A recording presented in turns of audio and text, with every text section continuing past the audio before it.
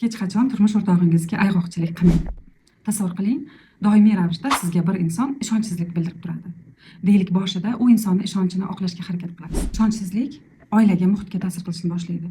Endi oiladagi baxt, bir-birini tushunishlik, bir-biri bilan gaplashishni o'rnini faqat doimiy shubha va doimiy gumon egallaydi. Bu borgan sari oiladagi muhitni yomonlaydi va erkaklar endi uyiga kelishni xohlamay qolishadi. Bunday vaqtlarda ayollar nega kech kelyapsiz, nega kelmayapsiz, borgan sari boshqa insonlar bilan bog'lanishadi va oiladan ketish holatlari ham ko'p bo'ladi. Agar sizda ham mana shunaqangi muammolar hozirgacha yuzaga kelgan bo'lsa, keling bir eksperiment qilib ko'ramiz.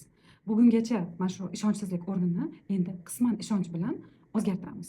Bu nima beradi desangiz, doim tayyor turing. Doimiy ishonchsizlikda yashagan inson endi sizdan shubha qila boshlaydi. Deylik, telefonimni ko'ladingmi yoki bo'lmasa nimadir bo'ldimi degan shubhalar hayyotingizni tark etmagan. Shuning uchun ham endi sizga reanimatsiya vaqti kerak bo'ladi. Va bu reabilitatsiya vaqtida sizda sabr bilan kutish kerak bo'ladi. Lekin ishoning, bu unga arziydi. Vaqtlar o'tgan sari shubhani o'rnini endi siz ishonch bilan to'ldirib borasiz, siz ko'lamaysiz, shpionit qilmaysiz orqasidan va turmush o'rtog'ingizda endi yana sizga qaytadan ishonch hosil bo'lishiga zamin yaratasiz. Va bilingki, sizning harakatlaringiz besamar hech qachon ketmaydi. Borgan sari siz hayotingizda, oilangizda bo'layotgan o'zgarishlarni ko'rib, o'zingiz ham xursand bo'lasiz. Nimaga desangiz, ishonchda, mehrda bo'lgan oilaga har qanaqa farzand ham, turmush o'rtoq ham, o'zingiz ham talpinasiz.